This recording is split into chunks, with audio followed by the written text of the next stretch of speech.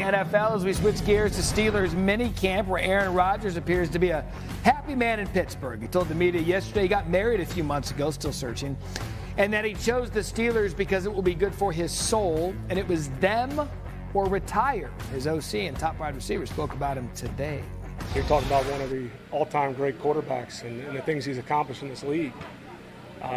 Really enjoyed, obviously getting to know him as the player-coach relationship with the football stuff. Just really excited to have him here. Just how cerebral he is and how he views the game. I like the way he views the game, from a receiver standpoint, but also from a quarterback standpoint. I think I can gain a lot of knowledge just from being around him because he's seen a lot of football. So just trying to soak up as much information and ball as I can. All right, for more on NFL minicamps, we have two-time Super Bowl champion Booger McFarland joining us now. Okay, so comparing this team to last year's team, is the Steelers team better, worse, or the same? Oh, there's no question. This team is absolutely better because if you consider last year, they were dealing with Justin Fields and Russell Wilson, and they were up and down and very inconsistent.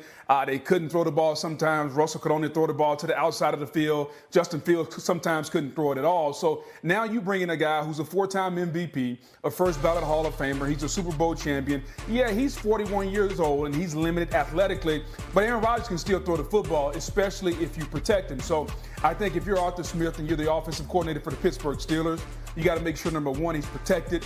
Number two, that you guys get on the same page as far as what type of offense you're going to run.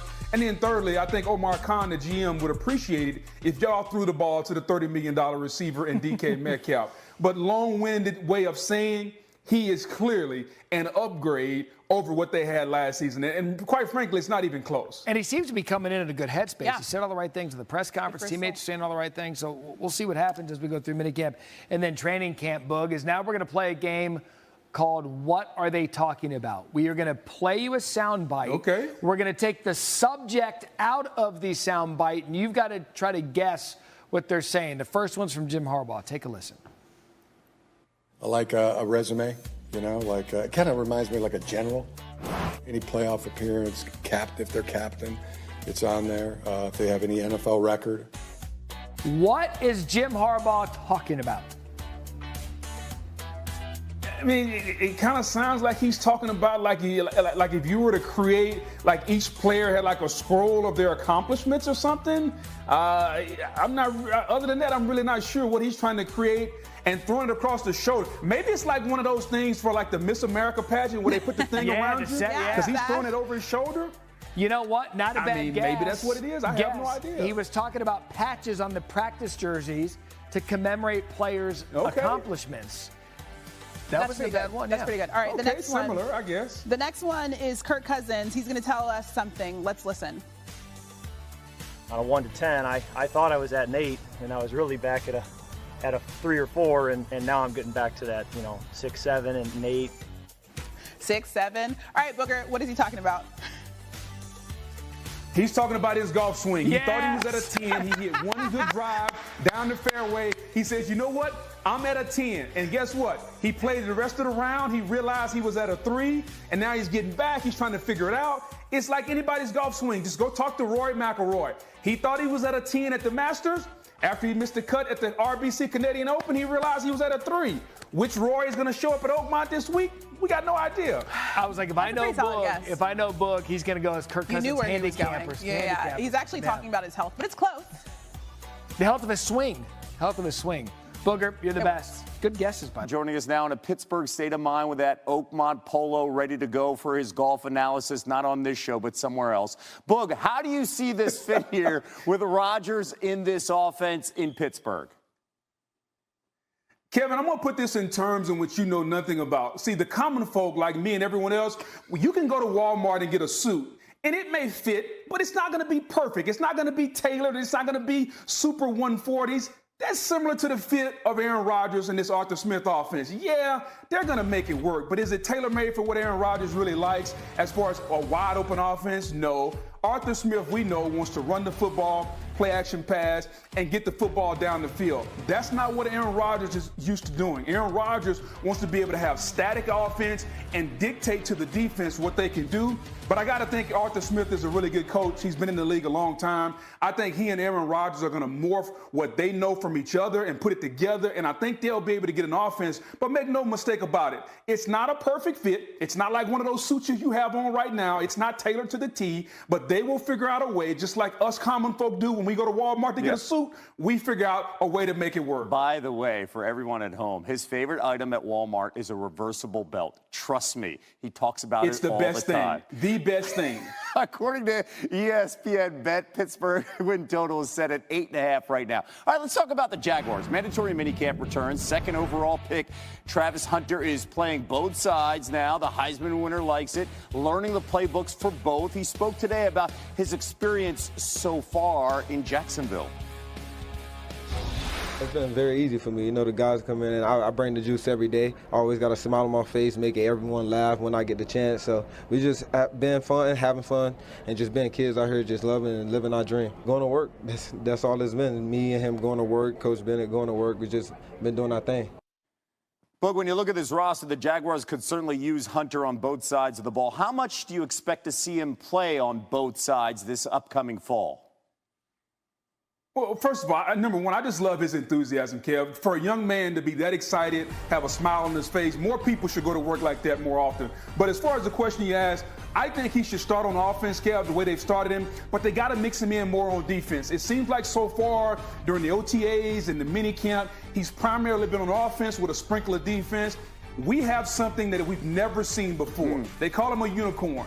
His ability to start on offense and play on defense, I think they have to utilize and take advantage of it. His ball skills are some of the rarest ball skills we've ever seen, Kev. And I think the Jacksonville Jaguars would do their team and their fan base a disservice if you don't get this young man around the ball as much as possible. And by the way, his best sport may be outside of football, maybe fishing, because he's such an avid fisherman. He loves being outside, just a great young man. Hunter went after #1 overall pick Cam Ward of Tennessee. How about this? Titans head coach Brian Callahan said earlier he's impressed with Ward's ability to trash talk, receiving and executing the play call. What are your expectations with Ward in season 1 in Tennessee?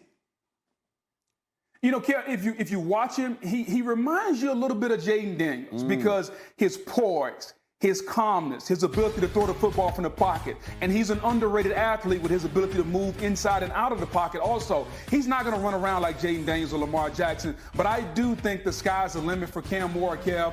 If you looked at the quarterbacks coming out of this year's draft, he may not have had the biggest arm. He may not be the biggest or the fastest, but from a poise, a leadership, and a maturity standpoint, I think when you put that package together, I think the highest ceiling so far from a rookie standpoint this season is probably going to be with Cam Ward. I expect him to do really, really well there in Tennessee. All right, fantastic football analysis. If you want Boog's golf analysis, go to ESPN The Ocho. You'll get it there. Boog, Scotty Scheffler. Hey, if you want my golf analysis, Scotty Scheffler should win. Really simple. I mean, literally everybody could say Scotty Scheffler. Thanks a lot, Boog. Yeah, way to go out there. It's CBS Sports HQ. Chris Hassel, Amanda Guerra, and Danny Cannell already on set because he's going to help us settle a newsroom debate that we've had today. Split 50-50. No, don't start with that. Who's more athletic? The best basketball players or the best hockey players? I think it's easy. I think it's a no-brainer. It's basketball players. It's NBA players. Same. Now, and Amanda's on the other end of this. And I don't want to diss hockey players. They're the toughest. What they do and the way they put their bodies on the line and they lay down to stop the puck when it's coming in, incredible. And it's not like they're not athletic, but NBA players might be the most athletic of any professional sport, including football. I'm telling you, this was the most spirited debate I have ever heard in the newsroom. And it really was 50-50 because of idiots like Amanda saying it's hockey. Look, I'm not even going to get into it. We're 27 seconds into the show, so I'm going to get into what we are here to talk about with our former quarterback. Yes, which is football. We're going to start with the Browns because apparently they are far away from naming a starting quarterback for Week 1, which makes sense. They have probably the weirdest quarterback room. They have Joe Flacco, Kenny Pickett, Dylan Gabriel, Shemar Stewart, because we're going to talk about him later. Shedeur Sanders here. So far, Shedeur Sanders not taking as many first reps as those other guys. A lot of people don't think Kenny Pickett may be there at the beginning of Week 1. Where do you stand on this quarterback situation? Somebody's going to be the odd man out. They're not keeping 4. That's just unheard of in the NFL. So I agree with you. I think Kenny Pickett probably has the biggest uphill battle to climb here. But I think Shedeur Sanders is in a phenomenal position. I think he should be pumped up that they're saying, hey, we're not ready to name a starter yet. You know, it's most likely going to be Joe Flacco. That's why they brought him in. He's somebody who brings some stability, who can run a system. He's been around the league for so long. But I don't think that means he'll be the guy from start to finish. And Shedeur, by all accounts, all the controversy, all the conversation that happened during the draft and afterwards, I think he's handled himself better than anybody. He hasn't complained. He's gone in there with the right mindset. By all accounts, he's impressing.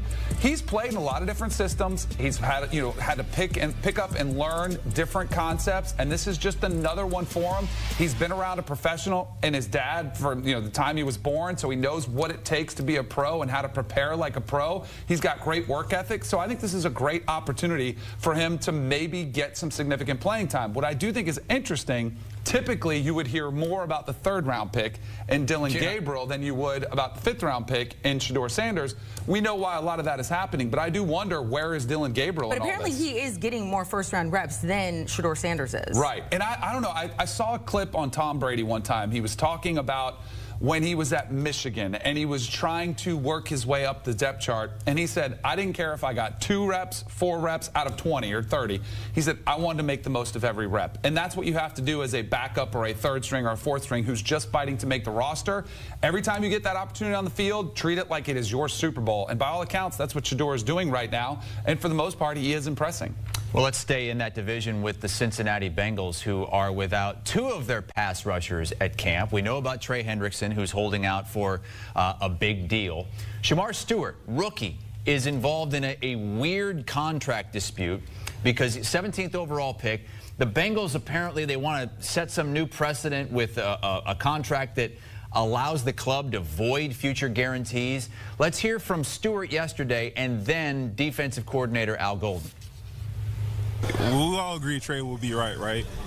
But technically he's still 1% wrong for being under contract. So in my case, I'm 100% right. So it should be a no-brainer.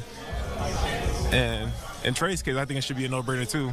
I mean, he led 17.5 sacks for 2 years back-to-back. If I was the GM or I was the owner, take all my money. But I guess they don't operate like that. But I've been around long enough to know these things. Sometimes they take some time, or they're more complicated than they are on their face. And we're hopeful to get this resolved in the next 5-6 weeks and get him out there. And really looking forward. I love the young man. He's got a great attitude. He learns really well. He's attentive. He asks good questions. So from that standpoint, he's doing everything we're asking. This apparently is not something that any other rookie is dealing with at this point, not a first-round pick anyway. And the Bengals, Danny, they've been known to, well, for the lack of a better word, be cheap. Yes, they are cheap. And this is something, unfortunately, Shemar Stewart is having to deal with. Now, first thing I would say to Shemar Stewart is let your agent handle. I thought he handled it pretty well. Like, I liked his comments, but you don't win by speaking about this publicly. Should he be practicing? That's another one where, historically, guys, even if they didn't have their contract done in some of these mandatory mini camps, they'll go, they'll show up, they'll do all the work, and then they might not have a deal done. They'll get it done at some time. And it also used to be kind of normal where a first-round pick might hold out the first few days of training camp. It wasn't that big a deal, but this is prior to the new CBA that's been in place for the last 15, 20 years, where it's so slotted and it's so just normal of what you're supposed to to get. It's, you know, a little bit more than the guy, you know, right in back of you, and it's a little bit less than the guy who got drafted right in front of you, and everything is pretty straightforward as far as guarantees and the options that are in place. I have no idea why the Bengals are trying to set a precedent on this young man. I know there was some, you know, question marks about the lack of production when he was at Texas A&M, and he was a combine workout warrior who came in there and really moved up the draft boards. But who cares? Like, that's not his fault. They selected him where they did. Now they should pay him where he deserves to be paid and give him a contract that they give most rookie players. So I think it's a really unfortunate situation. He's put in an uncomfortable spot. You know, you're not used to, as a rookie, having to handle these types of questions. I would just advise him, just lay low, keep going about your business, learn the playbook. It sounds like Al Golden says he's doing a great job of doing that. Be prepared when your opportunity is there, but you really don't want to get into a war of words with the front office, because then the fan base gets involved. They start listening and say, oh, is this a selfish player, which is unfair to Shemar Stewart. So I would advise him, lay low, let your agent handle the press, the media, and go about your business. I guess I would just be curious if this is about him, or if I'm going to be a rookie next year in the draft and I'm looking at the Bengals there, and that's not necessarily a team that I want to go to. Right. And if that's how they're going to handle his rookie contracts. And almost every player not named Joe Burrow has had issues getting an extension and getting the money that they feel like they deserve. So it is definitely a organization that has a reputation, as Chris said, that is extremely cheap. Let's head to the Dolphins here. And look, Mike McDaniel has had success there. He's won 28 regular season games. He's made 2 playoff appearances. In the history of the Dolphins coaches, only 2 other coaches have been able to do that. Word around camp, though, is that his tone is peeved, irritated, fed up, but that's not necessarily a bad thing. Are we looking at a culture shift? Here's more from head coach Mike McDaniel. The football program has to focus on football. For that to happen, there's a lot of things that can't dominate, you know, people's time, which is like, first and foremost, being on time, being accountable to each other, and staying to the rules, and not or feeling very open as a team that, hey, it's okay to call someone out when they deserve to be called out, and for those people it's okay to be called out as long as you change your behavior. All right, so you chuckled a couple times listening to that. Danny, what were your takeaways? Do the Dolphins also need a culture shift? Absolutely, they need a culture shift. And I think some of the blame for this does fall squarely on Mike McDaniel, as somebody who came in as a very player-friendly coach. And where he was before with the 49ers and Kyle Shanahan, and by extension from John Lynch, and even Kyle Shanahan grew up under Mike Shanahan, which is a coach that I played for, very player-friendly coaches. But those coaches had players that had veterans that set a tone. And clearly, there's been a disconnect for what Mike McDaniel wants to do, because I think he does. He's a fun guy who is pretty free-spirited. He gives great quotes. He's funny in front of the microphone, but he has been walked upon by his team. They have taken advantage of a player-friendly coach, because when he says, let's start with being on time, that tells me, I mean, we're multiple years into this, that guys weren't on time. Like, why had that culture been allowed to exist? And it's almost one of those situations where if you ever had a new teacher in school and they try to be the fun teacher, well, all of a sudden, you know, at Christmas break, they come back in January and they're like, no more fun. We're, you know, you guys are walking all over me. It's really hard to gain the respect of that class, in this case, this team, when you're trying to change everything that you've been about in the previous, 3 or 4 years. It's going to be challenging for him. He needs to get some leaders on that team to step up to kind of spread the gospel of what he wants to do, which is basically they need to become a mentally tougher team, a more disciplined team, and a team that doesn't have to deal with distractions off the field. I remember when we had Jason McCourty on one time, and he was talking about Bill Belichick when he was retiring. And he said if you were showing up late to practice, they would still make you come in, only to be told you have to go home now.